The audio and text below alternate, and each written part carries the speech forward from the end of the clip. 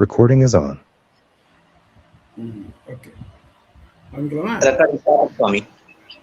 Isele Sadaya Bhatram Divatyadi Gunarnam Yatindra Pramanam Mandiram Yaja Mataram Nim Lakshmi Samaram Ramnade Yamunamati Mamasmita Acharya Parjanta Vande Guruparam Param Yonitya Matsulapadam Yugmurma Yamo Kadastahidharani Tranayamini Asmat Guru Bhagavadosi Dayagisindo Ramanujasya Sarvam Saranam Pravathe Mata Pita Yudayastamaya Vibhudihi Sarvam Yadeva Niyamena Madanmayana Madhyasya Nakulapate Paglabiramans famous Patanjali Angrivalam Pranami Budam Sarasya Mahadaka Sri Bhakti Karaka Tegra Yogiva Tangri and Parakali Indra Mishram Srimat Paradusam Ramatos Yam Yonitya Dedicana Ramanja Bunanta Ramanja Tarina or the Sora Yakam Yonitya Machida Padam Buja Yukmarukma Yamo Kadastira Litranaya Mene Asmat Guru Bhagavatos Dayanki Sindhu Ramanujasya Sharanam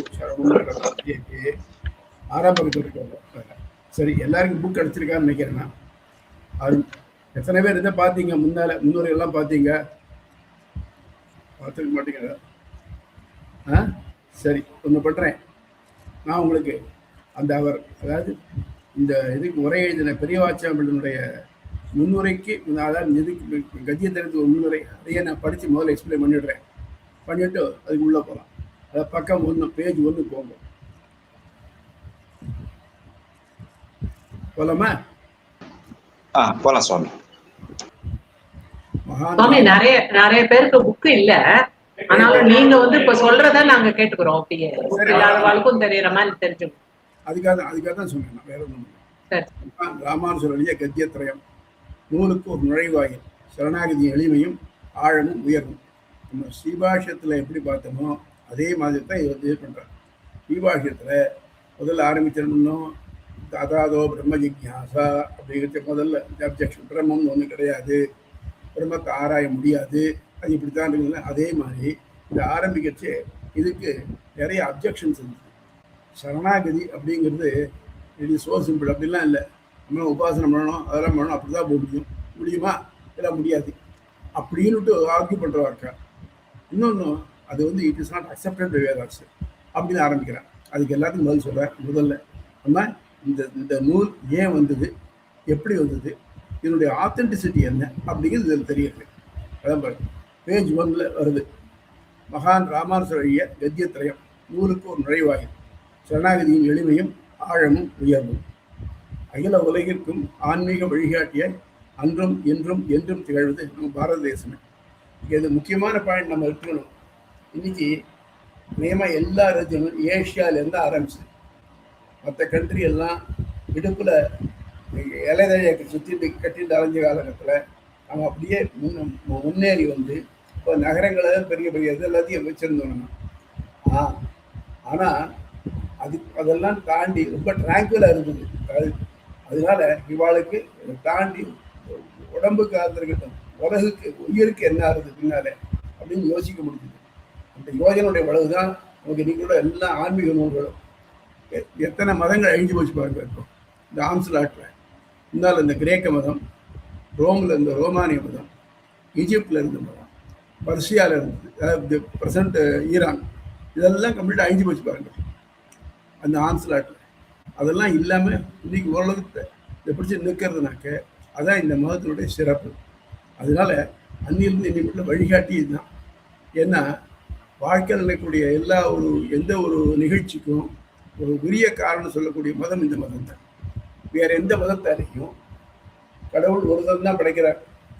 இந்த பிறப்பில் நம்ம நம்பலைனாக்க நம்ம நரகத்துக்கு போகணும். இதுதான் western ரிலிஜனுடைய main theme. அப்படியானா படைக்கச்சை ஏன் ஒருத்தனை ஏழையாகவும், ஒருத்தனை பணக்காரனாகவும், ஒருத்தனை நோயாளியாகவும், ஒருத்தனை ஆரோக்கியமாகவும் படைக்கிறார்? அது காரணம் கிடையாது. ஏன்னா கடவுள் நடுமையானவன்னு சொன்னால் கூட இது மாதிரி வரலையே ஒன்றும். அது மட்டும் இல்லாமல் அங்கே போய் என்ன பண்ணுவேன், அங்கே போய் சுகமாக இருப்பேன், அது நான் இங்கேயே சுகமாக இருந்துட்டு போகிறேன்னு அவள் சொல்கிறத சொர்க்கம் மாதிரி இருக்கும். அங்கே நிறைய இதெல்லாம் குரூப்ஸ் எல்லாம் ஓட்டிகிட்டு இருக்கும். அதாவது அதே மாதிரி இடத்துல இங்கே ஒரு இடத்த இருந்துட்டு போகிறேன்னு நான் ஏன் அங்கே போகணும்? அதுக்கு மட்டும் இல்லாமல் அவர் கடவுள் தான் கிரியேட் பண்ணாராம் ஹேலில். அது மில்டன்ஸ் பேரடைஸ் லாஸ்ட் ரொம்ப அழகாக சொல்கிறார். ஹெல் வாஸ் கிரியேட்டட். இங்கே சேட்டன் அங்கே தள்ளி விட்டார் வாஸ்தவம். இப்போ சேட்டன் இல்லாமல் போகிறானா? சேட்டனை கடவுளார வெற்றி கொள்ள முடியல. இன்னைக்கு நிறைய இருந்துதான் இருக்கு. அப்போ ஆக மொத்தம் அவள் சொல்லக்கூடிய இதில் எல்லாத்துக்குமே நிறைய கோளாறுகள் இருக்கு. அவள் எல்லாம் தத்துவ இத புருஷார்த்த வழியில் சொல்றது இல்லை. தத்துவம் என்ன கிடையாது, எல்லாரும் ஹிதம் தான் சொல்றாங்க. என்ன பண்ண, நீ ஒழுங்கா தொழுகை பண்ண, ஒழுங்கா சர்ச்சுக்கு போ, அதான் சொல்றேன். தவிர்த்து நீ இது எது இருக்கு, நான் யாரு, இறைவன் யாரு, எனக்கு அவனுக்கு என்ன சம்பந்தம் அப்படி இருப்பான்ட்டு அவங்களை பொறுத்த மட்டும் காலத்தினவர் ஐயோ வானத்தில் இருந்துட்டு நம்முடைய புண்ணிய பாவங்களை கணக்கெடுத்து ஒரு அக்கௌண்டன்ட்டுக்கு தான் சொல்றது. அதனால அதுக்கு இதுக்கும் நமக்கு ப்ராக்டிக்கல் டே இன்னைக்கு டே டு டே இதை பார்க்கறதுக்கு நமக்கு நம்முடைய மதம் தான் சரியாக வரும். அதுக்காக தான் சொல்கிறேன். ஆன்மீக அகில உலகிற்கும் ஆன்மீக வழிகாட்டியாய் அன்றும் இன்றும் என்றும் திகழ்ந்து நம் பாரத தேசமே. இதற்கு காரணம் எளிதா கிளவியான வேதங்களும் அவற்றை நன்கு ஆராய்ந்து உலகிற்கு வழிகாட்டுவதற்காக அவதரித்த சான்றோர்களும் ஆவார். அப்படிப்பட்ட சான்றோர்களில் தலைமை பெற்று விளங்குவார் ஸ்ரீமத் ராமானுஜர். வேதம் தான். நீங்கள் எந்த இந்து மத பிரான்ச் எடுத்துக்குவார், we are based on Vedas தான். ஆக நமக்கு அடிப்படை நூல் வந்து வேதம் தான். வையத்து வாழ்வாங்கு வாழ்ந்தவன் வானுரையும் தெய்வத்தை பெருவற்றுவல் நீங்கி அடைவதற்கு வழிகாட்டு உபரிடங்கள். நம்ம வேதத்தின் அமைப்பே அப்படித்தான் இருக்கு. முதல்ல இருக்கிற சம்ஹிதை, பிராமணம், ஆரண்யகம், உபனிஷதம், இந்த 4 வகை அப்படித்தான் இருக்கு. சம்ஹிதைங்கிறது நமக்கு பர்சனல் ஹைஜீன்லேருந்து ஆரம்பிச்சு ராஜா வரி வாங்குறதுக்கு எல்லாம் அதில் முதல்ல சம்ஹிதையில் தான் இருக்கு. அடுத்தபடி நம்ம உலகியலுக்கு மிஞ்சின சில சில நலன்களை அடையிறதுக்காக பண்ணக்கூடிய யாக இயக்கங்களை பற்றி சொல்றது. இது எல்லா மதத்துக்கும் இது ஒரு சடங்குகள் இருக்கு, அந்த சடங்குகளை பற்றி சொல்றது. 3வது இதெல்லாத்தையும் விட்டுட்டு எப்படி நம்ம தனிச்சு வாழணும், மனசை எப்படி கட்டுப்படுத்தணும் அப்படிங்கிறது ஆரண்யகத்தை சொல்றது. உபனிஷத்துல இந்த உயிருக்கு என்ன ஆகுது, அப்புறம் நம்ம அடைய வேண்டிய இறுதி இலக்கு என்ன, திருப்பி உலகத்தில் பிறந்துட்டு இருக்கிறதா, நம்மள திருப்பி continuous birth and death cycle, அதுலேருந்து வெளியில் வருது எப்படி அப்படிங்கிற சொல்றது உபனிஷதங்கள். அதனாலதான் இந்த உபனிஷதங்கள் தான் நமக்கு முதுகலும் மாறவை கடைசி இலக்க சொல்றது. வையத்து வாழ்வாங்கு வாழ்ந்தவன் வானுரையும் தெய்வத்தை பெருவற்றுவல் நீங்க அடைவதற்கு வழிகாட்டுவை உபநிடதங்கள் ஆகும். உபநிடதங்கள் வாக்கியங்களுக்கு தத்தம் கருத்திற்கேற்ப பொருள் கொள்ளாது. முந்தையோர் கண்ட முறை இலக்கணம் பிழையற்றிருத்தல் அவை அமைந்திருக்கும் இடம் உலகில் வழக்கு இவற்றுக்கு மாறுபடாது பொருள் கொண்டு விளக்கியவர் ஸ்ரீ ராமானுஜர் ஊரே. இது முக்கியமான பாயிண்ட். உபநிடத வாக்குகளுக்கு தத்தம் கருத்து ஏதோ ஒன்று சொன்னாங்கன்னாக்க அதில் நம்ம கருத்து சொல்கிறா இல்லையா, இன்னைக்கு வேற ஒன்றும் வேண்டாம், மீடியா இருக்கு இல்லையா, நடக்கும் நாட்டு நடக்கிற ஒரு இதுகளுக்கெல்லாம் அவள் வந்து உடனே இது இப்படி இது இவருடைய கருத்து இது இப்படி தான் இருக்குன்னு சொல்கிறா இல்லையா, அந்த மாதிரி இல்லாமல் அது உண்மையான கருத்து என்ன, நான் அதுலேருந்து I should detach my self பண்ணிட்டு நடுநிலையாக அந்த ஆராய்ச்சி சொல்லணும். அதுதான் தத்தம் கருத்திற்கேற்ப பொருள் உள்ளாது. அது மாதிரி நம்ம சொல்கிறேன் அத்வைதம், அவர் சங்கரர் தன்னுடைய கருத்துக்கு ஏற்ப, நான் ஸ்ரீபாஷ்யம் அத்வைதத்தை தான் சொல்கிறதுன்னு பார்க்குறேன், கீதா அத்வைதத்தை தான் சொல்கிறது சொன்னார் இல்லையா, அப்படிலாம் இல்லாமல் அவை அமைந்திருக்கும் இடம் முந்தையோர் கண்ட முறை முன்னாலாம் எப்படி ஃபாலோ பண்ணியிருக்காரு அது நமக்கு இப்போ வழிகாட்டி. ஏன்னா வேதமே முந்தையோர் தந்தது தான். அதனால் இந்த முந்தையோர் தந்த முறையை விடாமல் கண்ட முறை இலக்கண பிழை அற்றிருத்தல் சொல்கிறது ஷுட் பி அக்செப்டபிள். இலக்கண பிழை அற்றிருத்தல் அவை அமைந்திருக்கும் இடம், அந்த கான்டெக்ட் இருக்கு இல்லையா, இந்த கான்டெக்ட்க்கு ஏற்ற மாதிரி இருக்கும். உலகியல் வழக்கு அது அக்செப்டபிள் வித் தி வேர்ல்டு, இவற்றுக்கு மாறுபடாது பொருள் கொண்டு விளக்கியவர் ஸ்ரீ ராமானுஜர் ஒருவரை. இறுதி சான்று என்று எல்லோரும் ஏற்றுக்கொள்ளும் வேதத்தின் எந்த பகுதியும் கழிக்காது மாறுபடுவது போல் தோன்றும் வாக்கியங்களையும் யாரும் உடன்படும் வகையில் பொருள் தேடினார். இப்படி மனித சமுதாயத்திற்கு அவர் அளித்த பெருநிதி ஸ்ரீபாஷ்யம் என்னும் பிரம்மசூத்திர உரையாகும். நம்ம பை சான்ஸ் பகவத் கிருபையில நம்ம அதை நம்ம படிச்சுட்டோம். அதனால் நமக்கு மீதி இருக்கிறதுமே பார்க்கறதெல்லாம் ஈஸியாக இருக்கும். நமக்கு வேதத்துக்கு புறம்பான கருத்துக்களையும் வேதத்தை ஏற்றாலும் அதற்கு திரிவான கருத்துக்களையும் சொல்லி மக்களை குழப்புகளை மறுத்து வாதிட்டு நேரடியான கருத்துக்களை இந்த ஸ்ரீபாஷ்யம் முதலில் நிறுவினார். தன்னையும் இறைவனையும் அறிந்து பிறவிச் சூழல் நீங்கி அந்தமேல் பேரும் எனப்படும் மோட்சம் அடைந்து ஸ்ரீபகிந்தம் என்னும் கலங்கா பெருநகர் அடைந்து தலைவனாம் ஸ்ரீமன் நாராயணனுக்கு தொண்டு செய்து கிடப்பதே மனித பிறவின் பயனாகும். ஆகவே என்ன பண்ணாங்க, மனுஷனுக்கு எந்த நிலைமையிலையும் நம்ம பார்த்தோமே, ஆத்மா உடம்படுத்தினாக்க எத்தனையோ விருப்பப்படுறது, இது ஒன்று அது ஒன்று இது ஒன்று ஆசைப்படுறது. சரி, சூக்ஷ்ம ரூபம் இருக்குச்சு, அப்பவும் ஆசை விடுறதில்லை. மனம் கூட போகுது, 11 இந்திரியங்கள் கூட போகுதுன்னு பார்த்தோம் இல்லையா, வருது. சரி, அதே மாதிரி அங்க வைகுண்டம் போனாலும் ஆசை இருக்கு. அப்ப என்ன பண்ணோம்னாக்க பெருமாட்ட, அதாவது நம்ம கிட்ட வந்து ஆத்மாவோட ஏதாவது செய்யணுங்கிற ஒரு உத்வேகமும் ஒரு ஆசையும் எப்பவுமே இருக்கு. இந்த ஆசையை ஏதோ உலகியல் பொருள் மேல திருப்பாம பெருமாள் மேல திருப்பு. அதுதான் பெருமான சொல்றார், ஆமது காமம் அது கண்ணனுக்கே என்பதைத்தான் காமனன் சீலம் ராமானுசம். அதனால ஆசைப்படு, பெருமாள் ஆசைப்படு. இன்னைக்கு பிரேமபாவம் இந்த இஸ்கான் குரூப்புக்கார நிறைய பேர் வேற எதாவது சொல்றா இல்லையா, என்ன பண்ற? ஆமா, ஆசைப்படு. எதை ஆசைப்படணும்? பெருமாள் ஆசைப்படு, மற்றது ஆசைப்படாது அப்படிங்கிற அந்த மாதிரி. இதற்குரிய வழி பக்தி அல்லது உபாசனமே என்று நிறுவினார். நம்ம சீபாஷத்தில் பார்த்தோம், திருப்பி உபாசனம் 32 வித்தியாசங்கள் இருக்கு பாருங்க. உபாசனமே என்று நிறுவினார். பக்தி என்பது தனக்கும் இறைவனுக்கும் உள்ள தொடர்பை அறிந்து அவனை மகிழ்விக்கும் செயல்களை முயன்று சென்று அவனை அடைதலாகும் என்று நிறுவினார். ஆக்சுவலா நம்ம என்ன பண்ணணும்? அவனுக்கு என்னென்ன பண்ணினாக்க அவனுக்கு திருப்தி விளைக்கும். நம்ம என்ன பண்ணினா அவன் நம்மை செலக்ட் பண்ணும்படியா இருக்கலாம். வேற ஒன்றும் இல்லை. ஏதோ ஒரு பரீட்சை எழுதுறோம், ஐஏஎஸ் பிரிலிமினரி எழுதணும். பிரிலிமினரி எழுத என்ன பண்ணுறோம்? நம்ம எந்த அளவுக்கு நம்முடைய அறிவு திறமையை காட்டினாக்க நம்ம அதுக்கு செலக்ட் பண்ணப்படுவோம். அதில் பை ரேங்க் தானே அதெல்லாம். அப்போது அந்த மாதிரி நம்ம பண்ணுறதுக்கு தேவை என்ன படிக்கணும்? அதே போல் இறைவன் நம்ம செலக்ட் பண்ணுறதுக்கு நம்ம வந்து என்ன பண்ண போகிறோம், எப்படி எதெல்லாம் பண்ண முடியும் அப்படின்னு பார்க்கறது. அவன் சரணாகதி என்பது ஒருவர் தன் குறைகள், நிறைவின்மை, இயலாமை முதலியவற்றை அறிவித்துக் கொண்டு தான் சரணம் அடைகின்றவரே எல்லா வகையிலும் தனக்கு துணையாக நின்று தான் வேண்டும் இலக்கை அடைவிக்க வேண்டும் என்று இறத்தர். சரணம், காப்பு, உதவி, இருப்பிடம், ஆகதி, வழி. அதாவது சரணம் அடைகிறார். இப்போ நான் சரணம் அடைகிறேன்னாக்க என்ன பர்பஸ்க்காக சரணம் அடைகிறேன்? அப்போ என்னுடைய பர்பஸ் நிறைவேறணும்னாக்க நான் யார்கிட்ட சரணம் அடைகிறேனோ அவரால் அது நிறைவேற்றி தர முடியணும். அதெல்லாம் புண்ணியம் இல்லை. எனக்கு இப்போ அர்ஜென்ட்டாக 1 லட்சம் ரூபாய் வேணும் அப்படின்னாக்க அதுக்கு மேலே பணம் வச்சுக்கிட்டு தான் பார்க்க முடியும். இன்னொன்று வச்சிருந்தாலும் எனக்கு தரணுங்கிற எண்ணம் இருக்கணும். இந்த மாதிரிலாம் இருக்கு இல்லையா? அதனால சரணாகதினா யார் காலையும் விழப்படாது. யார்கிட்ட தந்தால் நடக்குமோ அந்த மாதிரி ஆளை பார்த்தா பண்ணணும். ஒரு சரணாகதியில் 3 இருக்கு. சரணாகதன், யார் சரணமடைகிறாரோ அவர். சரண்யன், யார்கிட்ட சரணமடைகிறாரோ அவர். சரணாகதி அந்த செயல். இந்த சரணாகதிங்கிற செயல் சரணாகதன் உடைய தேவைக்கும் தகுதிக்கும் ஏற்ற இருக்கு. சரண்யன்கிறவருக்கு என்னுடைய தேவையை நிறைவேற்றி வைக்கக்கூடிய திறமை இருக்கணும், இருந்தால் தான் முடியும். அது மட்டும் இல்லாமல் அதுக்கான மனமும் இருக்கணும். அதனால தான் சுவாமி பெருமாளை சொல்லிச்சு, சுவாமித்துவம் சௌலபியம் 2 இருக்கு. சுவாமித்துவம்னாக்க எதை கேட்டாலும் கொடுக்கக்கூடிய தன்மை சுவாமித்துவம். எல்லாம் சொத்து, அவன் சுவாமி, அவன் தரக்கூடிய தன்மை. சௌலபியம்னா அதை தரக்கூடிய தன்மை. நான் என்கிட்ட கோடியாக பணம் வச்சுருக்கேன், ஒரு பைசா யாருக்கு தரமாட்டேன்னாக்க அதெல்லாம் பிரயோஜனம் இல்லை. சுவாமித்துவம் மட்டும் பிரயோஜனம் இல்லை. அதனால இந்த 2 உடையவன் யார் அப்படின்னாக்க நாராயணன். அதனால அவன்கிட்ட சரணாகதி அடையணும். இந்த சரணாகதி வேதாந்தத்தில் ஒப்புக்கொள்ளப்பட்டது. ஒரு பிரச்சனை என்னன்னாக்க இந்த சரணாகதி ரொம்ப சிம்பிளாக இருக்குது. இப்படி ஐயா முடியுமா?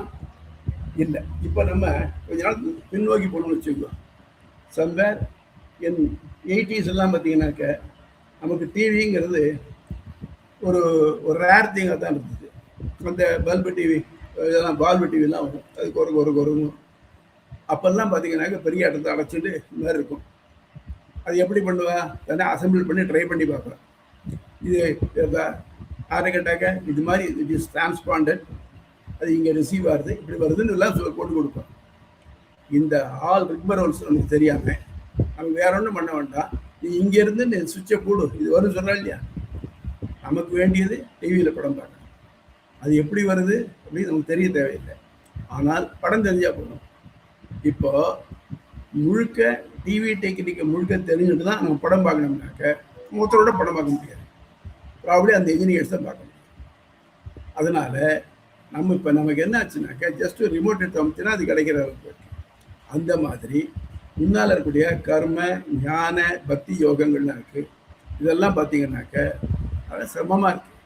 அதெல்லாம் இல்லாமல் அதை சிம்பிளிஃபை பண்ணி இப்போ நமக்கு வந்து ஒரு இதை ரிமோட்டை கொடுத்த மாதிரி பண்ணியிருக்காங்க.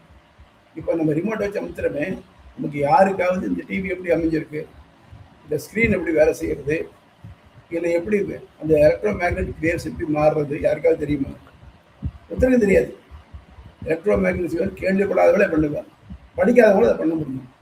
அதனால இந்த சரணாகதிங்கிறது நம்ம ஜஸ்ட் டிவி ஆன் பண்ணுறதுக்கு ஒரு இதை ரிமோட்டை போடுற மாதிரி அவ்வளோ சிம்பிள். அது வேதத்தில் ஒப்புக்கொள்ளப்பட்டிருக்கா? சில பேருக்கு எப்படின்னாக்கா சட்டத்தில் இருக்கா, இதில் இருக்கா அப்படின்னு கேட்குறான். ஒப்புக்கொள்ளப்பட்டது. தைத்திரிய உபனிஷத் நாராயண அனுவாகம் 49, 50, 51 இருக்குகள். வாய்மை தவறாமை, அதாவது புருஷனுக்கு பகவான் அடையிறதுக்கு என்னெல்லாம் வேணும் அப்படிங்கிறத கிராஜுவல் அசெண்டிங் ஆர்டரில் கொடுத்துருக்கு. வாய்மை தவறாமை, சத்தியம். சத்தியம் தான் அர்த்தம், a man of truth must always be a man of care. இது காந்திஜி தன்னுடைய எக்ஸ்பெரிமெண்ட்ஸ் ட்ரூத் சொல்லியிருக்காரு. அந்த மாதிரி எப்போவுமே அப்சர்வெண்ட்டாக இருந்து தப்பு சொல்றது இல்லாமல் இருக்குது. வாய்மை தவறாமை.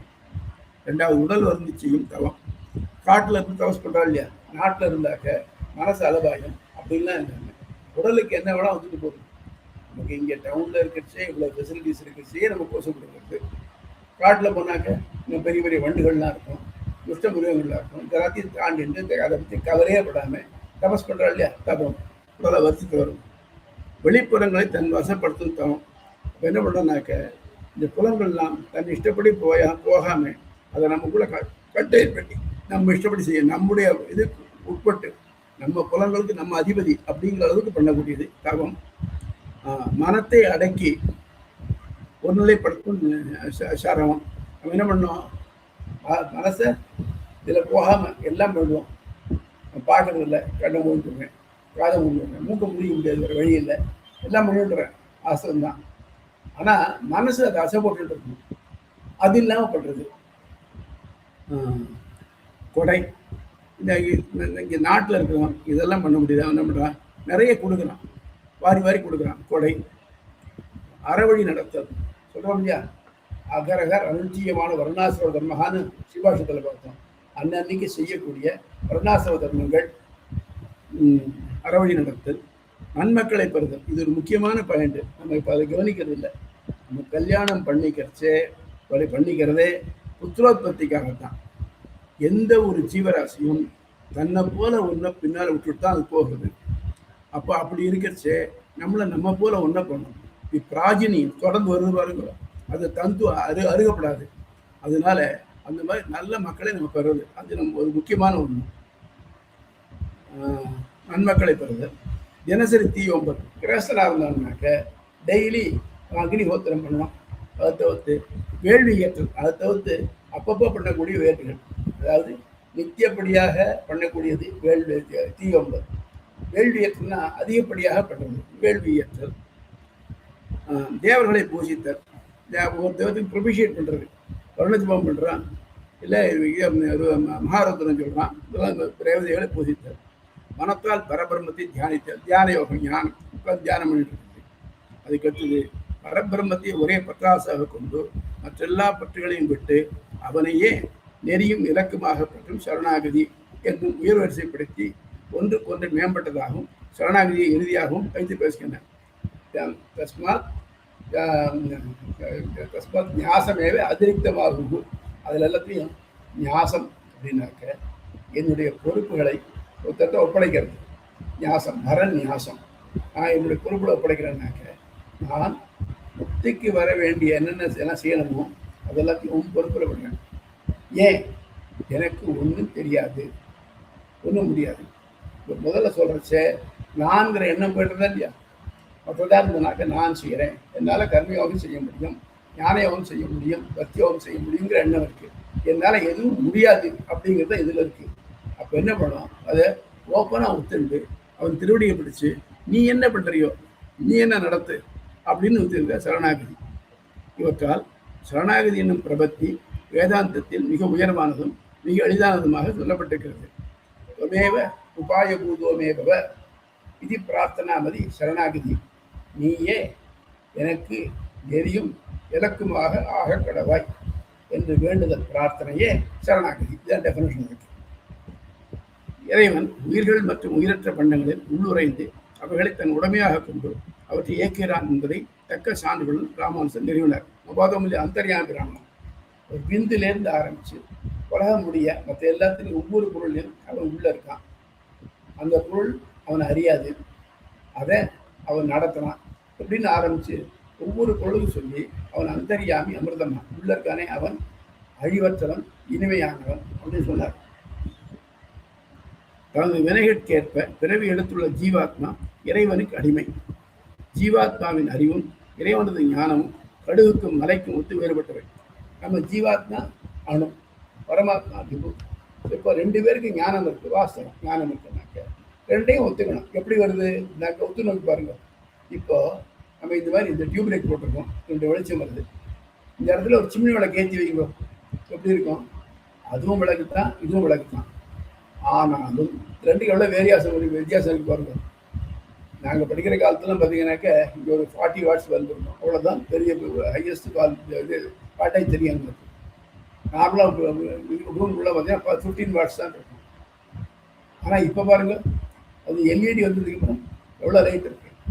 அதுவும் விளக்கு தான், இதுவும் விளக்கு தான். அதே மாதிரி ஆன்மா அணுவானவன், அவனுக்கு உள்ள ஞானம். பரமாத்மா விபுவானவன், அவனுக்கு உள்ள ஞானம். அந்த மாதிரி வித்தியாசம் ரெண்டுக்கும் உள்ளாக்க இவ்வளோ வித்தியாசப்படுறது பாருங்க. அது கடுகுக்கும் மலைக்கும் ஒத்து வேறுபட்டவை. ஜீவாத்மா ஞானத்தினால் முக்தி அடைவது என்பது இயலாது. எப்படின்னாக்க நான் இங்கேருந்து என் ஞானத்தை விரிவுபடுத்தினே போய் பரமாத்மாவை அடைஞ்சிடுறேன் அப்படின்னாக்க தட் இஸ் இம்பாசிபிள். திருவாய் மொழியில் கடைசியில் நம்மாழ்வார் அரவதம் போகிறச்சே என்ன பண்ணுறாருனாக்க, நான் அவனை அப்படியே போவேன், அரவதம் போய் பெருமாள் இருப்பான், அவனை அப்படியே அடுத்து விழுங்கிடுவேன். நான் அவ்வளோ ஆசையோடு அங்கே போகிறேன். அங்கே போனால் என்னாச்சுனாக்க அப்புறம் தான் தெரியுது ரெண்டுக்குள்ள வித்தியாசம். எப்படின்னாக்க இவருடைய ஆர்வமானது குளப்படியிலே தேங்கிற தண்ணீர் போலவும், அவனுடைய ஆர்வமானது கடல் போலவும். குளப்படியில் தேங்கிற தண்ணீர்னு அந்த அர்த்தம், சேரில் ஒரு மாடு வெளிச்சுட்டு போச்சுன்னா அதோட குளமுடைய இம்ப்ரெஷன் வந்துருக்கும். அதில் மழை பெஞ்சா துளி கொண்டு தண்ணி இருக்கும். அடுத்த மாதம் ஒரு குருவி குடிக்கிறதுக்கு முடியும், அவ்வளோதான் முடியும். இல்லை ஆனால் கடல் கரகாண முடியாமல் இருக்கும். இவர் என்ன நினைச்சாருனாக்க, என்னுடைய ஆவல் ரொம்ப பெருசு, நான் அப்படியே அவனை விழுங்கிடுவேன் அப்படின்னு நினைச்சார். அங்கே போனாக்க இது டிஸ்மல், ஒன்றும் பிரயோஜனம் இல்லை. அது போயிட்டு என்னிலும் முன்னில் முன்னம் பாரித்து என்னை உயிரை ஆரப்பருகி அப்படிங்கிறார். அந்த அடுக்கு பெருமாள் தாம் முன்னார் ஆழ்வார தாம் அவ்வளோ ஆசையோடு அணைச்சி விட்டான். ஜீவாத்மா ஞானத்தில் முக்தி அடைவது இயலாது.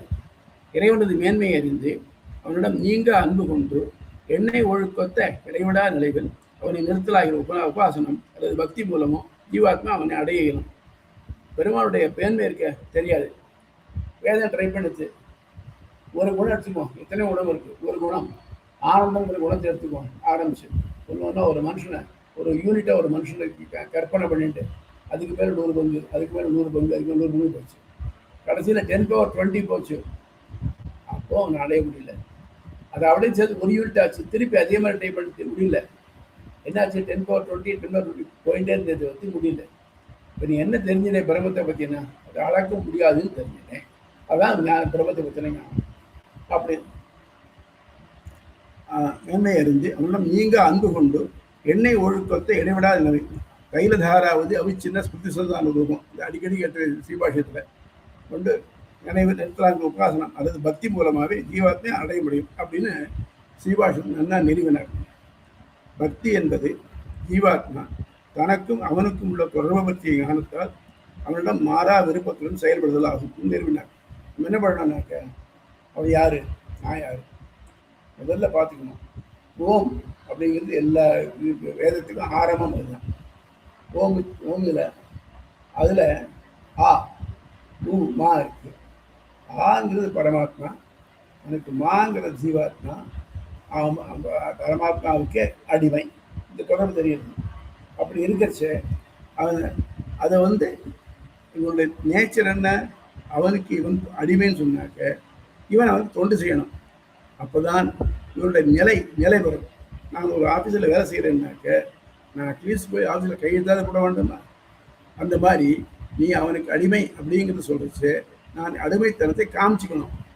அதாவது அடிமைங்கிறவன் தன்னுடைய ஆண்டானுக்கு நல்லது, விருப்பம் ஏற்பட முடியாது, சந்தோஷம் மகிழ்ச்சி ஏற்பட முடியாது செயலை செய்யணும். அதை நான் செய்யணும். பக்திக்கு கர்ம வழியிலும் ஞான வழியிலும் தேர்ச்சி வேண்டும். இல்லை இல்லையா? பக்தி பண்ணணும். சிம்பிள் திங் வச்சுக்கணும். இன்றைக்கி நம்ம இதில் ஒரு பஜனை அரேஞ்ச் பண்ணுறோம். அப்போ என்ன பண்ணணும்? பஜனை வச்சு யார் யார் பாடணும், எப்படி பாடணும், அஷ்டபதி என்ன, அது என்ன, இதெல்லாம் வருது. அது ஞானம். ஆனால் அதுக்கேற்ற மாதிரி மேடை, மைக் செட் வகைராக்கள், அப்புறம் மற்ற அதர் திங்ஸ் செயல்கள். ஸோ இந்த கர்மமும் ஞானமும் இருந்தால் தான் இந்த நாம சங்கீதத்தில் பக்தியாக நிறைக்கும். அந்த மாதிரி 2 அறிவு வேணும். நமக்கு தேர்ச்சி வேணும். பக்தி கடைபிடிப்பதற்கு கடினமாகவும் இருக்கும். இன்னொரு பிரச்சனைனாக்க, பக்தியை எல்லா நேரத்துலையும் எல்லாராலையும் கடைபிடிக்க முடியாது. ஒருத்தர் நல்லா பாடக்கூடியவர், திருமலை பற்றி அழகாக பாடுறான்னு சொல்லணும். ஊமை என்ன பண்ணுவான்? அப்போ அவனுக்கு இல்லைன்னு ஆகிடுமா? அது மாதிரி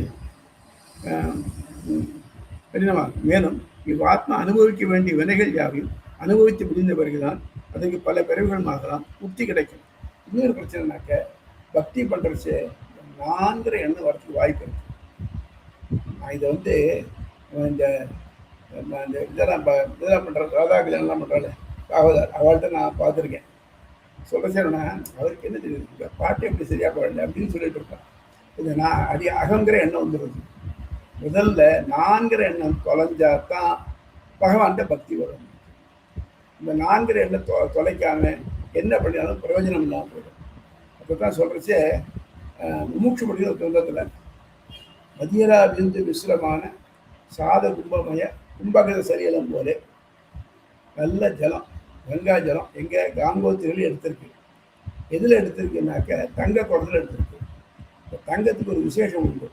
மற்ற எல்லா மெட்டலுக்கும் அதில் எச்சப்பட்டுதானாக்க ஒவ்வொரு சுற்றி சொல்லியிருக்கு. சிலது சாணி போட்டு பண்ணுறது, சிலது நெருப்பில் காய்ச்சி தான் பண்ண முடியும். ஆனால் தங்கத்துக்கு அது வேண்டவே வேண்டாம். தங்கத்துக்கு இந்த தோஷம் எச்ச தோஷமே கிடையாது. அப்படிப்பட்ட சிறந்தது. அதில் ஃபுல்லாக நல்லா கங்கா ஜலம் கொண்டு வந்திருக்கு. ஜலத்தில் ஒரு டிராப் கல் விழுந்துருக்கு. அது நாய் கொடுக்கணும். அந்த மாதிரி எங்கிட்ட 1000 நல்ல குணங்கள் இருந்தாலும் கடைசியில் 4 எண்ணம் அதில் இருந்துதானாக்க இது இந்த மாதிரி ஆகிடும். அது இல்லாமல் பண்ணுறது தான் சரணாகதி. சரணாகதி என்ன பண்ணுறோம்? என்னால் ஒன்றும் முடியல, எனக்கு ஒன்றும் தெரியலை அப்படின்னு பப்ளிக்காக ஒத்துக்கிறது தான். அதே மாதிரி பிறவின்னு இருக்குச்சு. இந்த பிறவி இருக்கு இல்லையா, இந்த பிறவியோட நம்ம முடிஞ்சு போச்சு சொல்ல முடியாது. சில சமயம் நம்முடைய பிராரப்த கர்மா இந்த 2-3 பிறவிகளுக்கு போகலாம். நான் இந்த பிறவியில் பக்தி பண்ணுறேன்னாக்க பிராரப்த கர்மா முடிஞ்ச பிறகுதான் நமக்கு பக்தியினுடைய பலன் கொடுக்கும். ஆகவே இந்த 2 பிறவி இருந்ததுனாக்க 2 பிறவி அனுபவிச்சுட்டோம், அப்புறம் பக்தி எனக்கு முக்தி தரலாம். ஆனால் இந்த மீதி 2 பிறவி பண்ணுறேனே, அப்போ நான் பெரிய தப்பு பண்ணேன்னாக்க கீழே விழுந்துடுவேன். இந்த வழுக்கு மரம் ஏறுற மாதிரி அவன் கிட்டத்தட்ட கிட்ட போயிடுவான். அங்கேருந்து வழுக்கி விழுந்தானே போயிடும். பரவத சோபான படம் அதுவும் பாருங்க. அதில் பார்த்தா அந்த அருகஷன் ஒரு பாம்பு இருக்கும், கடைசியில் பெரிய பாம்பு. அதில் மாட்டினோம்னாக்க நேர கீழே 1 நம்பர் கொண்டு விட்டுருது. அந்த மாதிரி ஆகிடும். முக்தி இடம் தடைப்பட்டு போகும் வாய்ப்பும் உண்டு. எனவே கர்ம ஞான பக்தி நெறிகளால் இப்பிறவிலேயே முக்தி நிச்சயம் இல்லை என்பதாலும் இந்த நெறிகளை கடைபிடிக்க முடியாதவர்கள் இருக்கிறார்கள். எல்லாத்துக்கும் பாருங்க, கர்மத்தை பண்ணுறதுனாக்க அவனுக்கு செயல்பட்டுட்டே இருக்கணும். அது முடியாது, அவனால முடியாது. ஞானம் எத்தனை பேரை மனசை அடக்க முடியும்? பக்தி இப்போ சொன்ன இப்பெல்லாம் இருக்கணும், கடைபிடிக்க முடியாத இருக்கிறார்கள் என்பதாலும் செயலும் ஞானமும் பக்தியும் பொதியது சரணாகதி. இப்போ என்னாச்சுன்னாக்க இந்த சரணாகதிங்கிறது it incorporates all these things. எப்படி? சரணாகதிங்கிறது செயல், யார்கிட்ட பண்ணுறோம் அப்படிங்கிறது ஞானம், பக்தி அவன் சொந்தவன், நான் அவனுக்கு தாழ்ந்தவன், நான் அவன்கிட்ட அடிபடினம் அப்படின்னு சொல்கிறது பக்தி. அதெல்லாம் எனக்கு எதுவும் இல்லைன்னு அக்செப்ட் பண்ணி ஒரு மேலே ஒரு படி மேலே இருக்கு. என்னும் செயல் ஞானமும் போதி சரணாகதி என்னும் பிரபத்தியை ராமதாஸ் வகுத்து தந்தார். சரணாகதி பக்தியிலும் மேம்பட்டிருப்பதை கீழ் வரும் ஒப்பு நோக்கு விளக்கம். இது 2க்கும் ஒரு கம்பேரிசன் கொடுக்குறாரு. எப்படி சரணாகதி பக்தியை உடசுது அப்படிங்கிறது. முதல்ல பக்தி, தன்னை தகுதிப்படுத்தி கொண்டவர்களுக்கு இது இயலும். பக்தி பண்ணணும்னாக்க அதுக்கான மன உடல் தகுதிகள் வேணும். பக்தி பண்ணுறதுக்கு கடினமான செய்முறை உள்ளது. கண்ணாருக்கு பாருங்க, நிச்சயமா பக்தி பண்ணணும்னாக்க பெருமாளுக்கு விடாமல் தொண்டு பண்ணிட்டே இருக்கணும். பெருமாள் இன்னைக்கு புறப்பாடு காலம்புற 4 மணிக்கு போகணும். இன்னைக்கு ராத்திரி முடியச்சே 2 மணி ஆகிடுது இருக்கணும். அங்கே தூங்கிடாமல் கைங்கரியம் பண்ணணும். பண்ணக்கூடிய கைங்கரியத்தில் குறையில்லாமல் இருக்கணும். இதெல்லாம் இருக்குது, கடினமான இருக்குது. அது மட்டும் இல்லாமல் நான் கைங்கரியம் பண்ணணும் விரும்புகிறேன்னாக்க அதை மீறி என் உடம்பு எனக்கு தூக்கம் வருது இல்லையா, பசிக்கிறது போடுறது இல்லையா, அதனால் அது கடினமானது.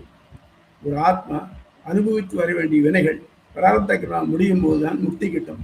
சப்போஸ் எனக்கு 3 ஜென்மம் இருக்குது, நான் பக்தி பண்ணுறேன், இந்த பிறவியில் பக்தி நிறைவு பெற்றிருக்கு அப்படின்னாக்க மீதி 2 பிறவியை நான் அனுபவிச்சுட்டு தான் அப்புறம் எனக்கு முக்தி கிட்டும்.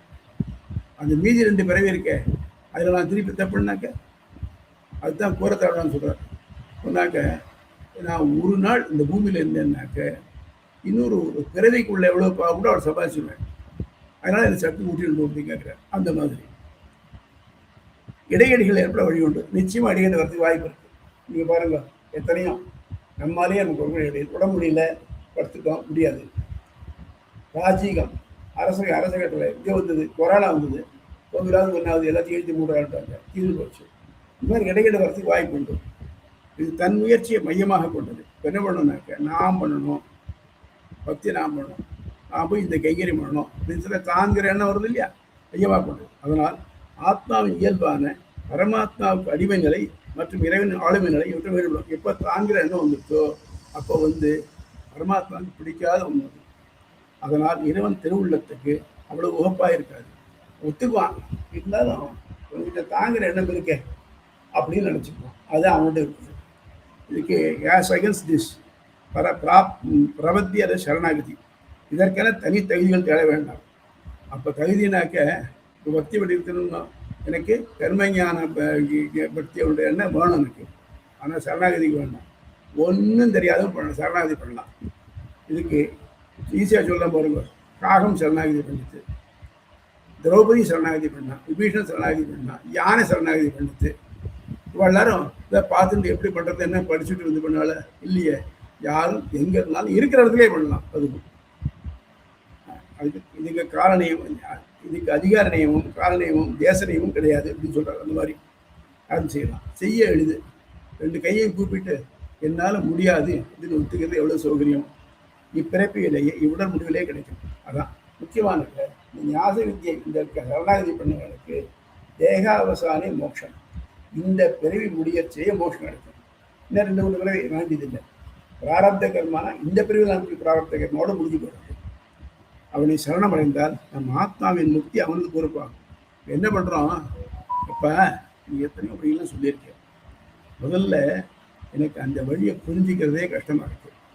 சரி, புரிஞ்சுட்டேன்னாக்க அதுபடி நடக்கிறது அதை விட கஷ்டமாக இருக்கு. அப்போ ஒன்றும் தெரியாத என்ன நீ எப்படி சேர்த்துக்குவ? வேற வழியே இல்லை. நீயே பார்த்து எதுவோ பார்த்து கொடுக்கணும், நீயா சேர்த்துக்கணும், அவ்வளோதான். என்னால் ஒன்றும் முடியாது அப்படின்னு ஓப்பனாக ஒத்துக்கிறோம் பாருங்க. இதுதான் சரணாகதி.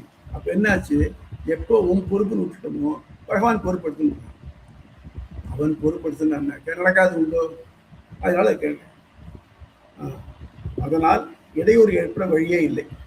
இது அவன் விருப்பத்தாலேயே கிட்டும் என்பதால் ஆன்மாவின் அடிமை நிலை மாறும் மற்றும் இறைவனின் ஆளுமைகள் ஒத்திருக்கும். இது என்ன ஆகும்னாக்க ஆன்மா அடிமை. இவன் முயற்சி இதை பண்ண முடியாது. இறைவன் சர்வஜன் சர்வசக்தன், அவன் பண்ண முடியும். ஆகமத்தை என்னால் முடியாது, நீ பண்ணு அப்படின்னு ஒத்துக்கிறது.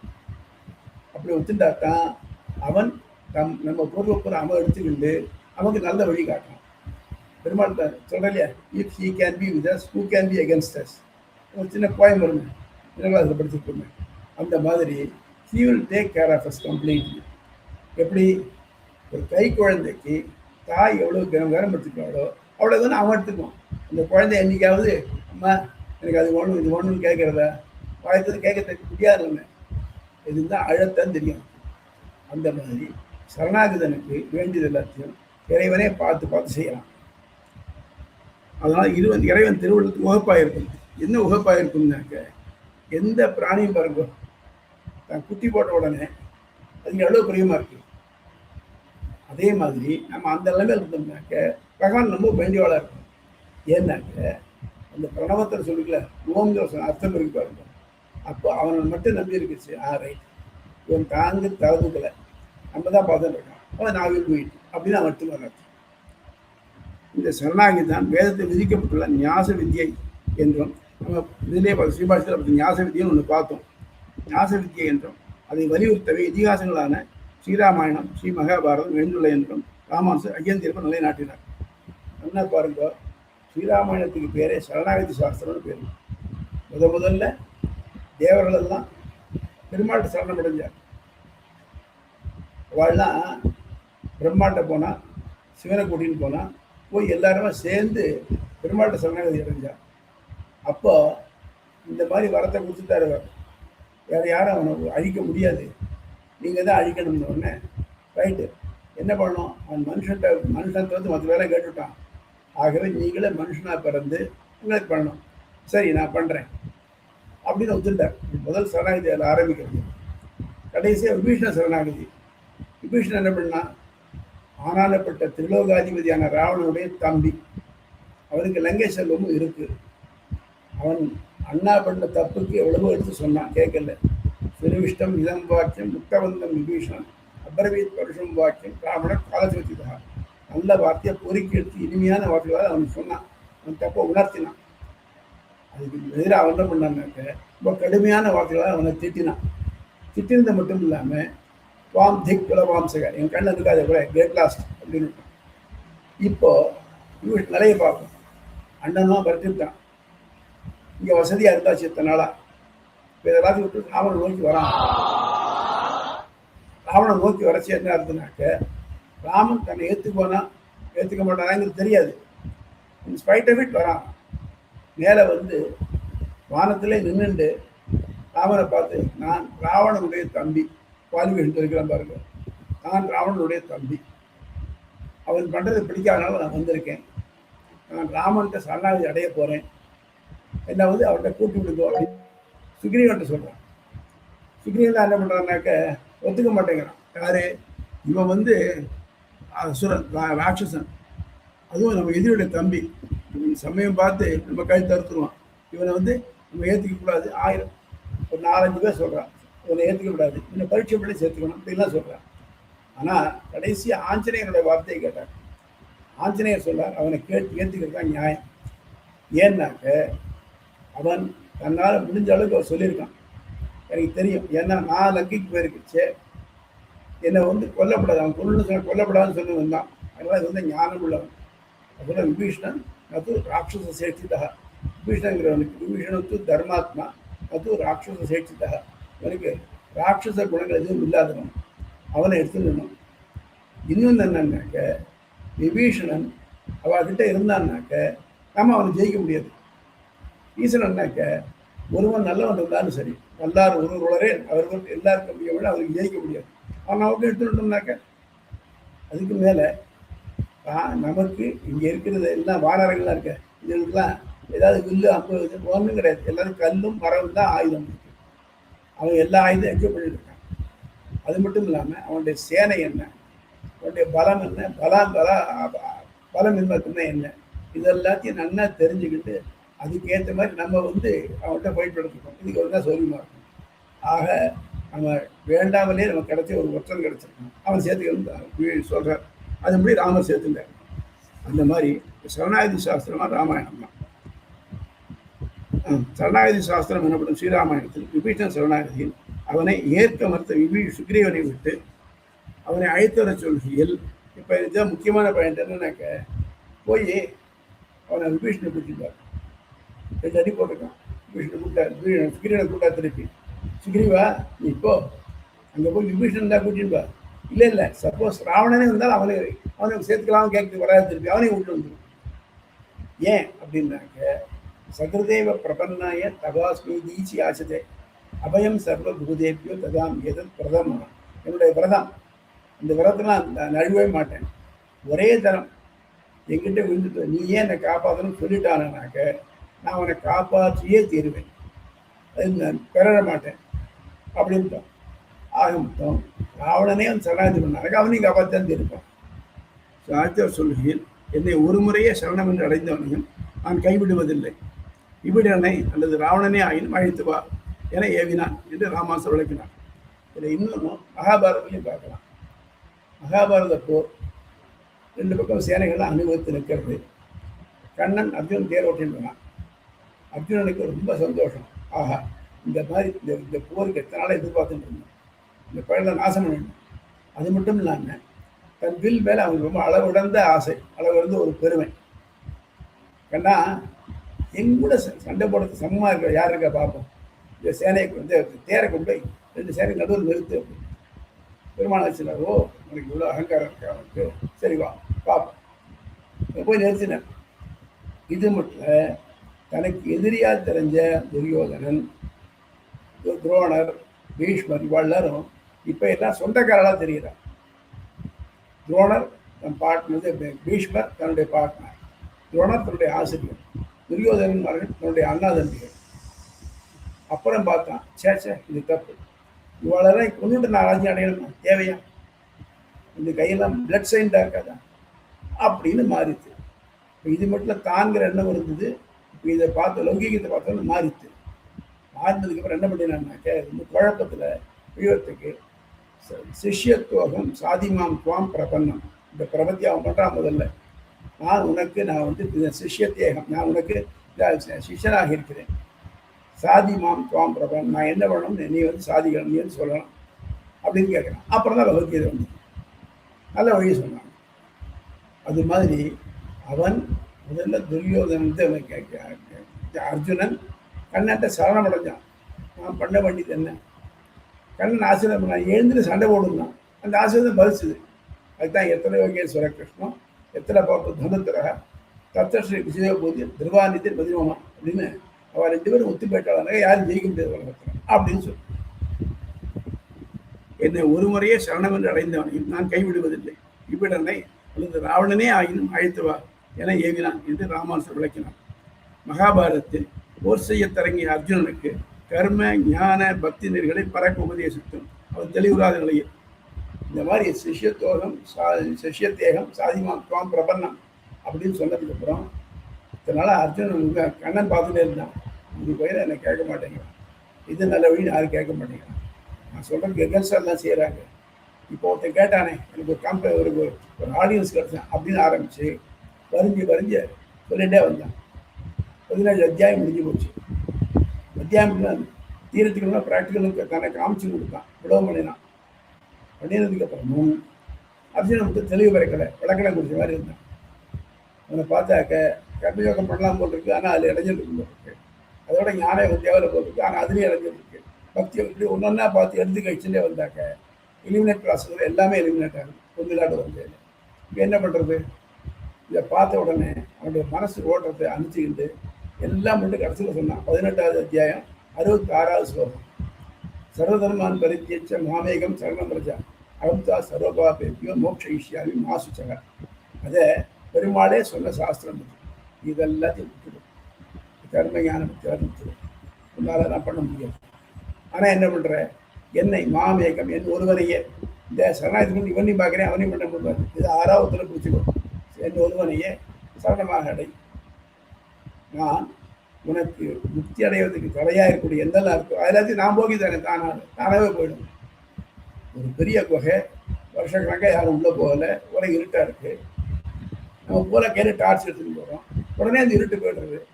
அந்த இருட்டு கிளைம் பண்ணணுமா, நான் வந்து இங்கே இருந்து அனுபவ பாக்கியம் அத்தனைலாம் இருந்தேன், எனக்கு தான் இருக்குன்னு சொல்ல முடியுமா?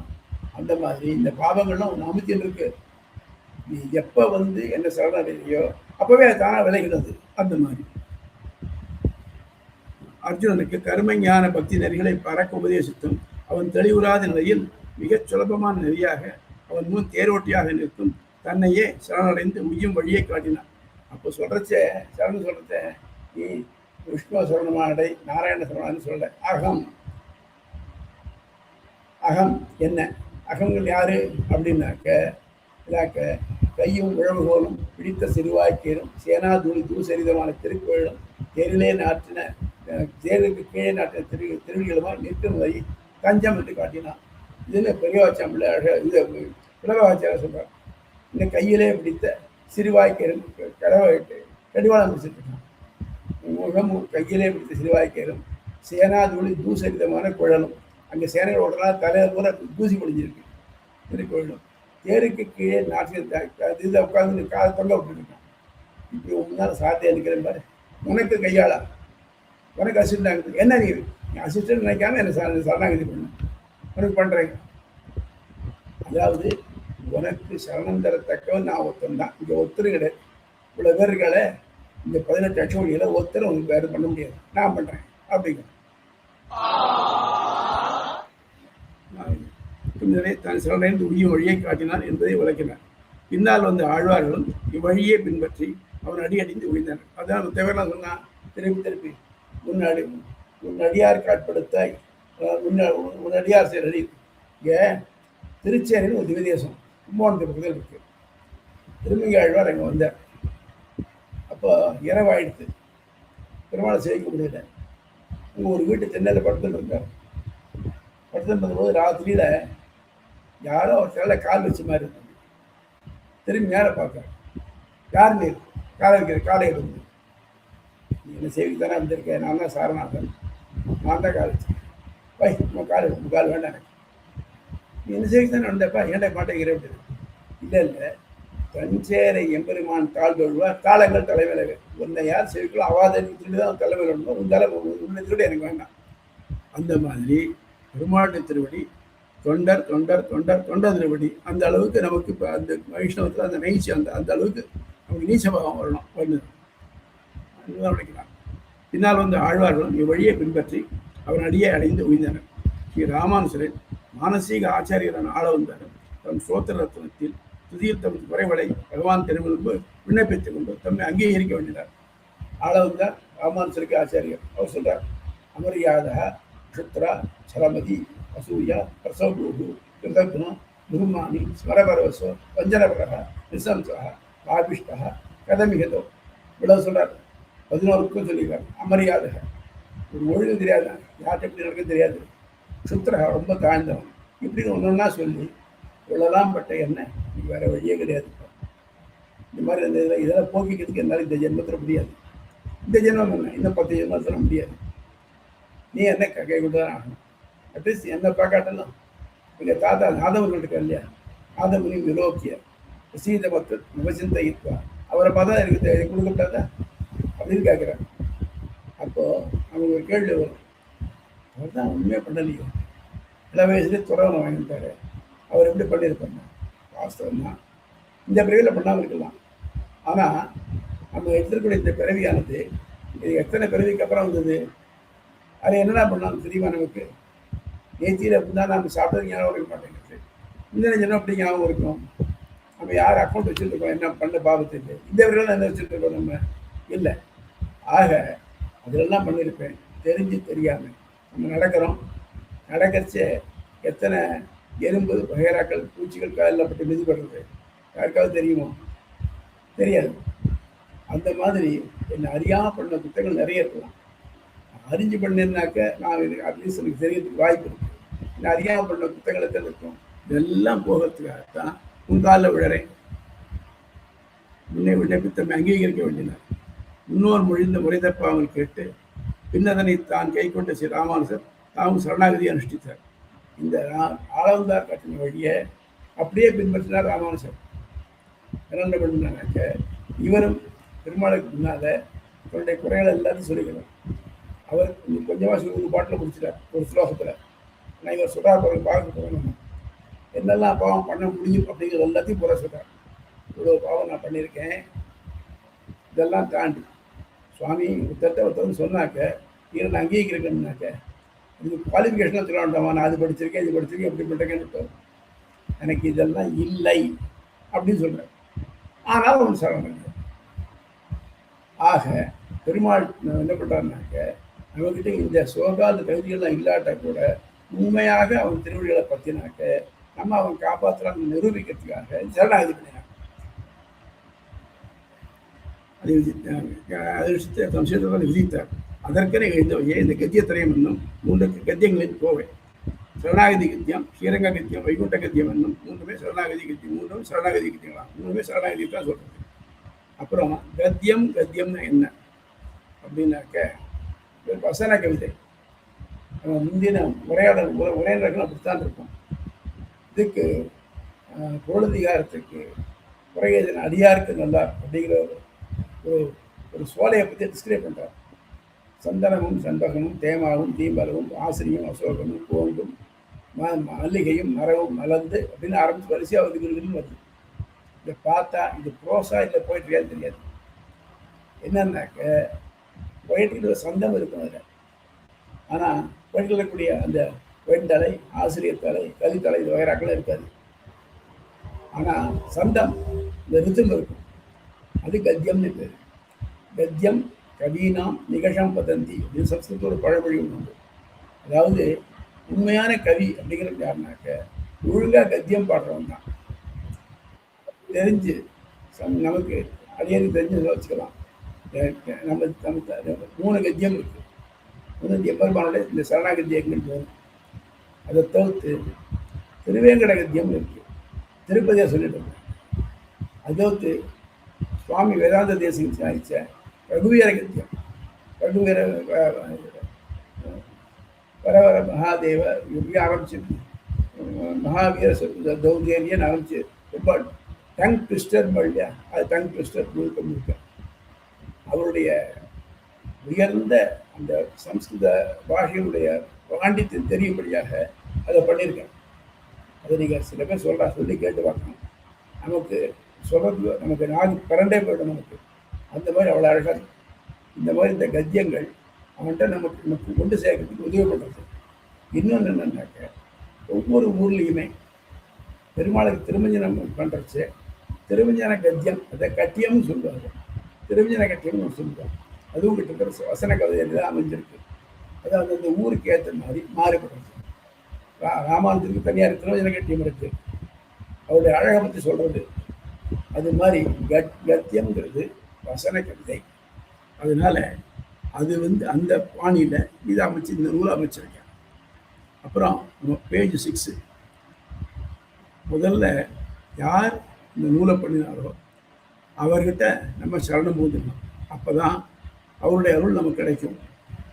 அவருடைய நூல் நம்ம மனசில் நிற்கும். நம்ம படிக்கிறதெல்லாம் இந்த மனசில் நிற்கணும். நாம் அதை கொஞ்சம் கொஞ்சமாக அனுபவத்தில் கொண்டு வரணும் அப்படிங்கிறதுக்காக தான். ரைட்டு.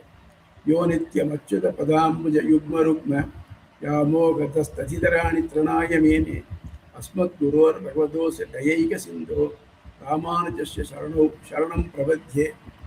ஒரு நூலுக்கு விசேஷம் எதெல்லாம் ஏற்படுறது என்னாக்கா விஷய வைலட்சண்யம், கர்த்திரு வைலட்சண்யம்,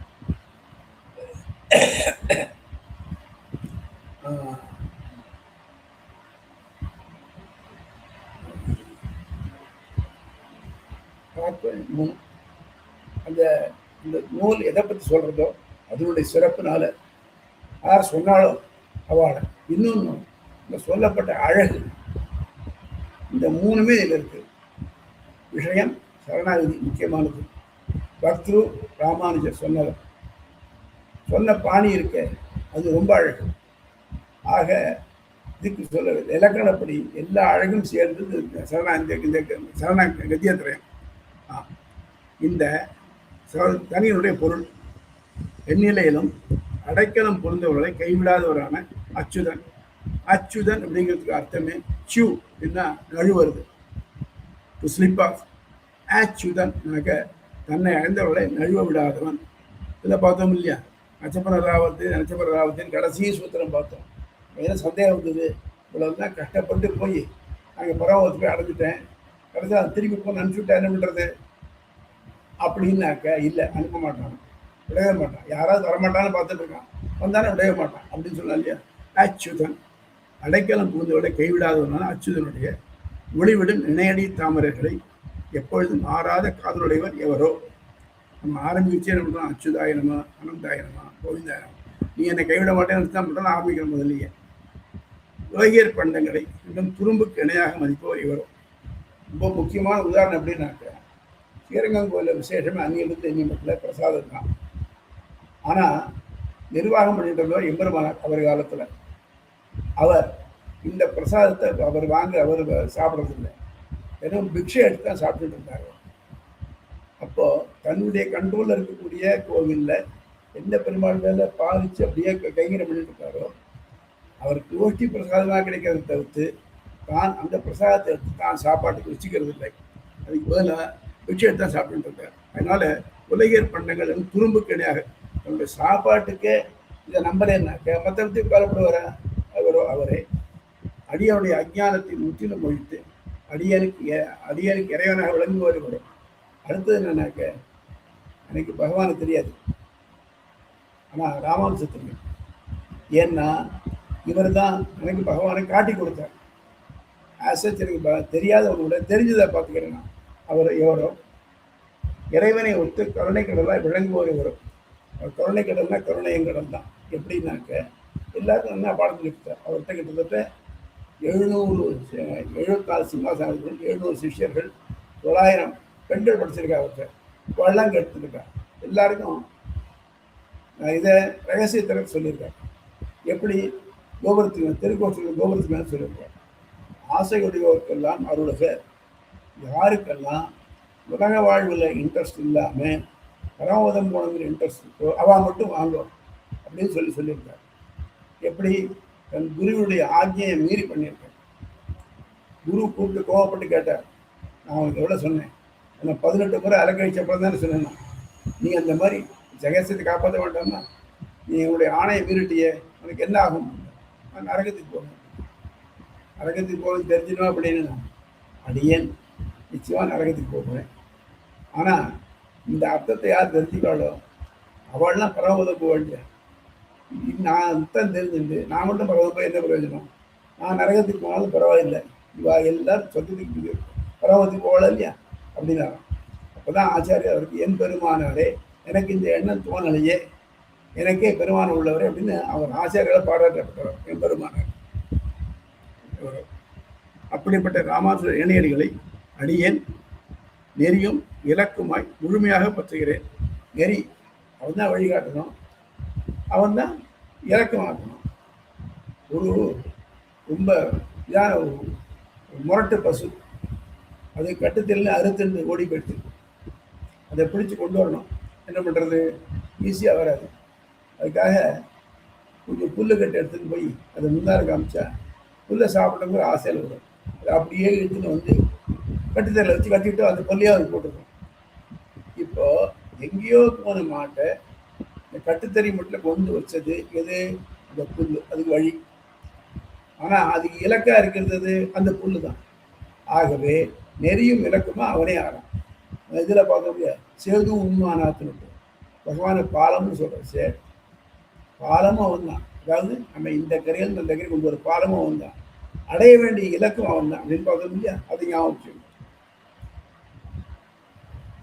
இப்பாடல் முப்புறம் பிறப்பு, செல்வம், கல்வி ஆகியவை வரும் செருக்கள் அறுத்து ஒரே சமயத்தில் ஆச்சாரியன் சிஷ்யன் ஆகிய நிலைகள் எடுத்துக்காட்டாக விளங்கும் ஸ்ரீ கூரத்தாழ்வான் இயற்றப்பட்டது. கூரத்தாழ்வான் அப்படிங்கிற சுவாமி எம்பெருமானாரோட கிட்டத்தட்ட 10 வயசு மூத்தவர், நிறைய படித்தவர், ஒரு சிற்றரசாக இருந்தவர். கூரங்கிற ஒரு வேதிக்கு சிற்றரசாக இருந்தவர். எல்லாத்தையும் விட்டு எம்பெருமானார் சிஷ்யராக வந்து சேர்ந்தார். அவருக்கு முக்குறும்புனாக்க நல்ல பிராமண குலத்தில் பிறந்தவர். என்ன அந்த குலச்செரு கிடையாது. படிப்புனா படிப்பு அப்படி இப்படி இல்லை. 4 பேருக்கு அதிகரித்தவர். அது பரிசு. செல்வம் அவருக்கு இருந்த செல்வம் இவ்வளோ ஒரு ராஜ்யமே இருந்தது. எல்லாத்தையும் விட்டு வந்தார்.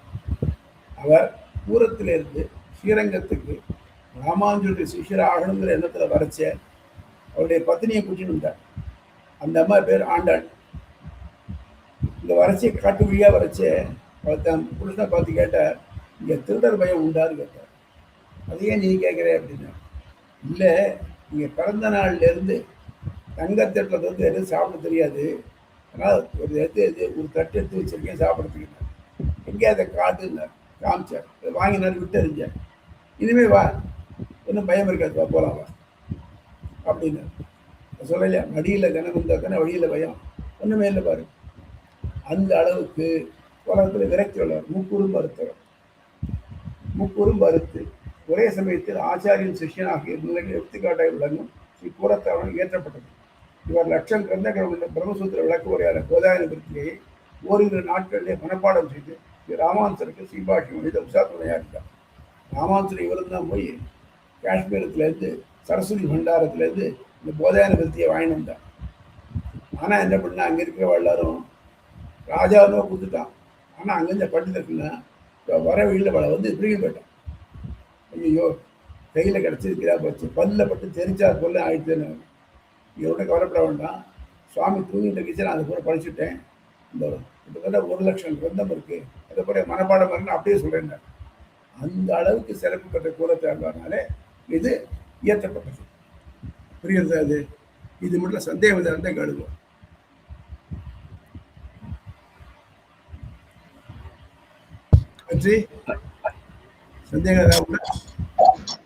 சந்தேகம் இல்ல சுவாமி, நல்லா கிளியரா இருக்கு. ஏன்னா நம்ம ஏற்கனவே ஸ்ரீபாஷ்யத்துல படிச்ச அந்த சரணாகதியோட சிறப்புகள் எல்லாம் இங்க கவர் ஆயிடுது. ஆமா, அதனால நல்லா இருக்குது இது. தொடர்ச்சிதான். அப்புறம் இந்த இப்ப இந்த ஆரம்பிக்கிறோமே சரணாகதி வித்தியம் இருக்கு, இதுக்கு ஒரு தனியன் உண்டு. அதை இன்னைக்கு அனுசரிச்சுட்டு நம்ம இன்னைக்கு முடிச்சுக்கோம். வந்தே பேஜ் 7. வந்தே வேதாந்த கற்பூர சாமீகர கரண்டகம் ராமானுஜார்ய மார்யாணாம் சூடாமணி மகர்நிசம். அதாவது இந்த நூலுடைய சிறப்பு என்னாக்க வேதாந்த அதனுடைய அன்வயம் வேதாந்த கற்பூர சாமீகர கரண்டகம் ஆர்யாணாம் சூடாமணி மகர்நிசம் ராமானுஜாரியம் வந்தே. அது அன்வயப்பட்டியல் எப்படி? வேதாந்த கற்பூர வேதாந்தமாகிற நறுமண பொருள், சாமீகர கரண்டகம் சேமித்து வைத்திருக்கும் பேழை போன்றவரும், ஆரியானாம் சான்றோருடைய சூடாமணி தலையில் அணியும் மணி போன்றவருமான, மகர்நிசம் ஒளிவீசும் ராமானுஜர் என்னும் ஆச்சாரியரை வந்தே வணங்குகிறேன். நம்ம எந்த ஆச்சாரியன் பண்ணினாரோ அவரை காலில் விழுந்து வணங்கினாத்தான் அந்த நூல் நமக்கு என்ன வரும். அதனால் அவரை பிரார்த்திச்சுக்கணும். இருக்கணுங்கிறதுக்காக பொழிப்புரை.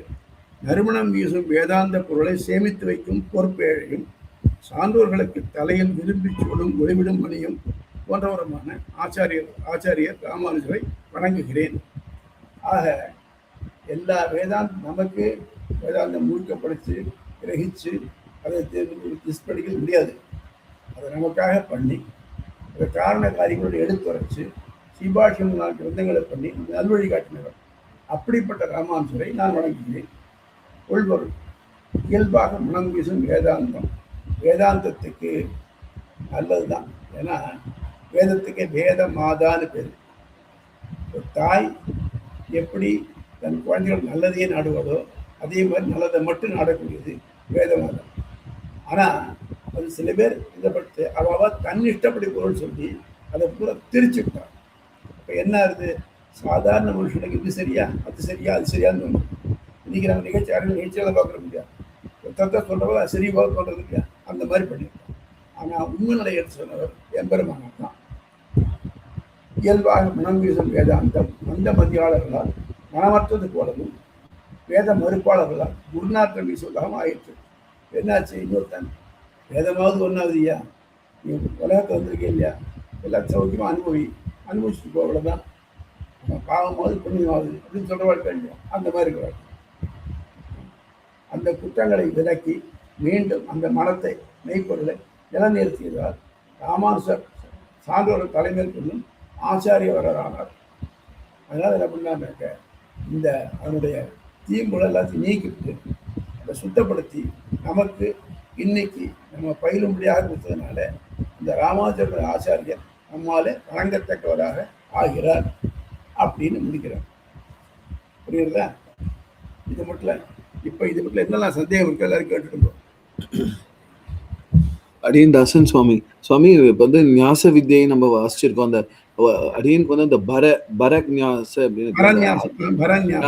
அந்த பரன்னா அதுக்கு என்ன செப்பரேட் மீனிங் இருக்கு? சரி, ஞாசம்னா பொறுப்பை வைக்கிறது ஞாசம். ஆமா. பரநியாசம்னா எங்கிட்ட இல்லை, நான் பரன்னா எங்கிட்ட இதை விட மீறின வேறு எனக்கு மேம்பட்டவர் பரன்னா பேரு. அவர்கிட்ட நான் என் பொறுப்பை வச்சுட்டேன். இப்போ நீங்க காலேஜில் படிச்சீங்க இல்லையா? அப்போ படிக்கச்ச எப்பவாவது எப்படி சம்பாத்தியம் வருது எப்படி இருந்தா கவலைப்பட்டீங்களா? இல்லை சுவாமி. அப்ப நம்ம பண்றச்ச நம்முடைய பொறுப்பு பூரா நம்ம தாய் தகப்பனாட்டு இருந்தது. ஆமா. இப்ப அந்த மாதிரி யாராவது நம்முடைய எல்லாத்தையும் பண்ணிட்டு நம்ம பேசாம ஆபீஸுக்கு போவார் அப்படின்னா எவ்வளவு சௌரியமா இருக்கு நமக்கு. நல்லா இருக்கும் சுவாமி. அதான் அந்த கிடைக்கிறது. அதான் இப்போ நம்ம பண்றோம். அதை மற்ற பேர்லாம் நம்ம பேர்கிட்ட ஞாசம் நம்மகிட்ட வச்சிருக்கா பொறுப்பை. இந்த பொறுப்பை நம்ம ஒருத்தர்கிட்ட கொடுத்துட்டோம்னாக்க நமக்கு வந்து ஃப்ரீயா இருக்கும் நம்ம. அது மாதிரி நமக்கு இப்போ நோக்கம் என்ன, பரமதம் போகுது. அதுக்கு என்ன பண்றதுனாக்க இந்த இதெல்லாம் பண்ணணும். அதாவது கர்ம ஞான பக்தி வேறக்கெல்லாம் பண்ணணும். இதெல்லாம் எனக்கு பண்ண முடியலை.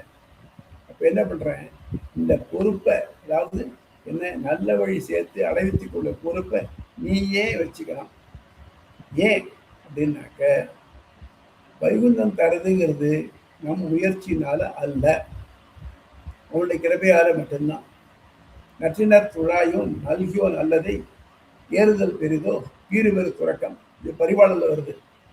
அவனா பார்த்து கொடுத்தா தான் உண்டு. அவன் யாருக்கும் எஸ்ன்னு சொல்லலாம், யாருக்கும் நோன்னு சொல்லலாம். நான் இவ்வளவுதான் பண்ணியிருக்கேனே நீ கேட்க முடியாது. அதனால அப்படிப்பட்டவனாக்க அவங்காலே விழுங்குறேன்.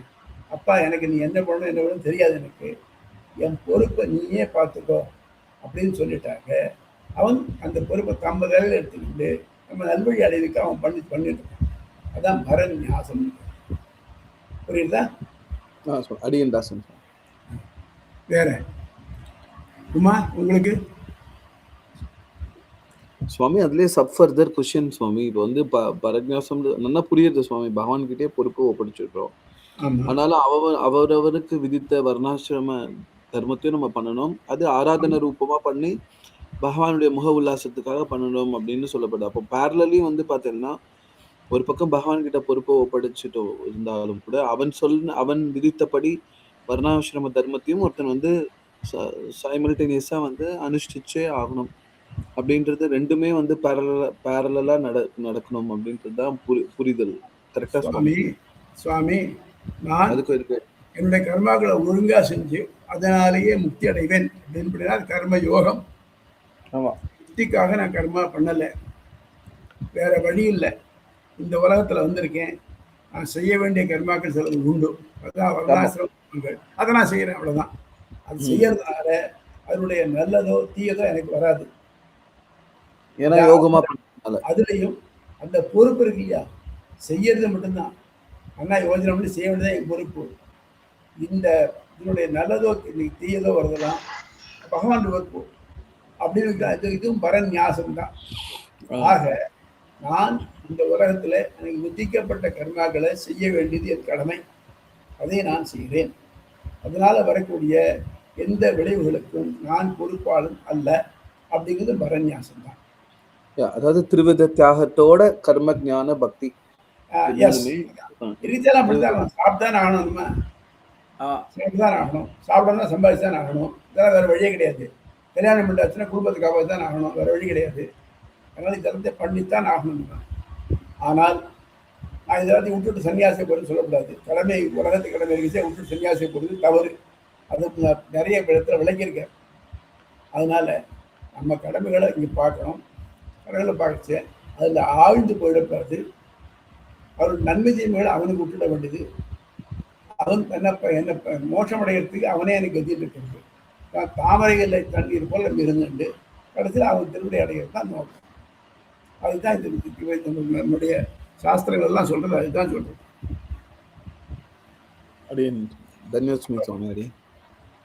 வேற உமா உங்களுக்கு ஒன்றும் சந்தேகம் இல்லையா? இல்ல, இந்த இது வந்து அது இதுலயும் வரும், அஜோகத்திலயும் வர்றதுதான். நளினி தலகத்த ஜடமதி தரணம் நம்ம ஜீவித அச்சிதயசா. அதாவது அந்த இது தாமரை இலை தண்ணீர் மாதிரி. நளினி ஆமா, அந்த மாதிரி தண்ணீர் தான் இருக்கு தாமரை இலை. ஆனா தண்ணீருக்கு சம்மந்தம் உண்டானா இல்லை. அந்த மாதிரி இருக்கணும். நம்ம உலகத்துல இருந்திருந்தா வேற வழி கிடையாது. உலகத்தை விட்டுட்டு போயிடக்கூடாது. அதே உலகத்தில் இருக்க செய்ய நமக்கு வந்து இதனுடைய எஃபெக்ட் இருக்கு பாருங்க. அந்த தண்ணீர் இப்போ வேற ஏதாவது ஒரு பொருள் இருந்து வச்சுக்கோ, மண்ணில் தண்ணி இருந்ததுனாக்கா மண்ணு சேராயிடுது. ஆனால் தாமரையில் தண்ணீரை ஓட்டுறதுல தாமரையில் தனியாக இருக்கு. அந்த மாதிரி இருக்கு.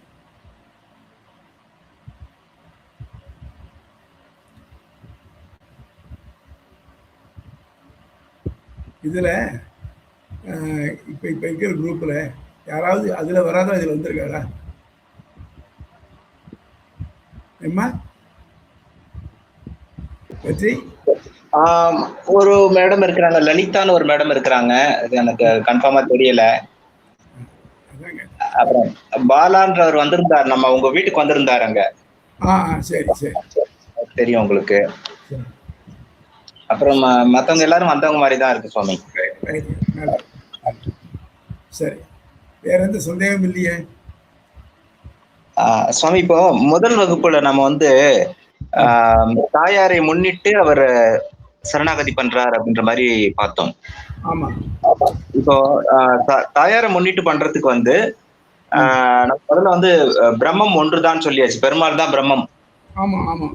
தாயார் வந்து ஜீவ கோஷ்டியில வராங்க. ஆமா. நம்ம வந்து 3 தாயார்களை பாக்குறோம், ஸ்ரீதேவி, பூதேவி, நீலாதேவின்னு 3 தாயார்களை பாக்குறோம். இந்த 3 பேருமே அவருடைய குணங்களாக இருக்கிறாங்கன்னு சொல்ல முடியுமா?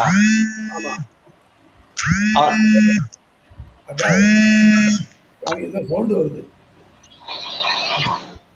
சுவாமி. சித்து சித்து ஈஸ்வரன் 3 பார்த்தோம், ஞாபகம் இருக்கா? இருக்கு சுவாமி. இருக்கு சுவாமி. சித்துங்கிற ஒண்ணு 24 ஆறுன்னு பார்த்தோமா இல்லையா? ஆமா. மூலப்பிரகிருதி, மகான், அகங்காரம், 24 ஆமா. இந்த தாயார் சொல்றமே இந்த கான்செப்ட் வந்து பெருமாளை விட்டு பிரிக்க முடியாதவள், அதாவது பெருமாளுடைய ஒரு குணம். அது சித்து கோஷ்டி, சித்து. சோ பரமாத்மாவும் சித்தையும் பிரிக்க முடியாது. அது இது முதல் இது. இதுதான் அகாரத்துல சொல்றது.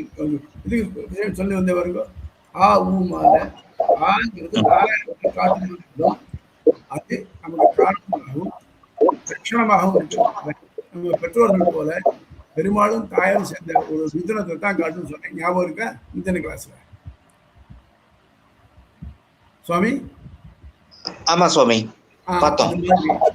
பெருமாள் சொல்றச்சு அதுல தாயார் ஆர்வல் இம்ப்ளைடு, ஆனா அது தனியா பண்ண வேண்டாம். அதாவது தாயாரானவள் பெருமாளுடைய ஒரு குணம், ஒரு பொருளும் அது குணம் வேறுபட்டது தானே. ஆனா பொருளை விட்டு குணத்தை பிரிக்க முடியாது தானே, அந்த மாதிரி. அதனால தாயாரை முன்னிட்டு கொண்டு படுறான்னாக்க, நீ இந்த துணியை ஏன் வாங்கினாய்? இதோடைய நீல கலர் எனக்கு பிடிச்சிருக்கு, வாங்கினேன். துணி நல்லா இருக்குங்கிறத விட்டுட்டு இந்த கலருக்கா பார்க்கணும் இல்லையா? அதே மாதிரி பெருமாளை சரணமடையத்துக்கு தாயாரை முன்னிட்டு அடையலாம். அதுக்கு ரீசன் சொல்ல போறாங்க. ஏன்னா தாய்னா அவள் தாய், நம்ம பண்ண குற்றம் கொஞ்சம் அஞ்சம் இல்லை. எல்லாத்தையும் வச்சு நம்ம முன்னால போயிருந்தாக்க நமக்கு என்ன கிடைக்கும்? பனிஷ்மெண்ட் தான் கிடைக்கும். ராகரிசல் ரிப்போர்ட்டில் மார்க் குறைச்சலாக வாங்கிட்டா என்ன பண்ணுறோம்? நம்ம அம்மா மூலமாக போய் அப்பாட்ட கேட்டு வாங்கணும் இல்லையா? அந்த மாதிரி அது மாதிரி தான். வேற ஒன்று புரியுதா? புரியுது சுவாமி. வேற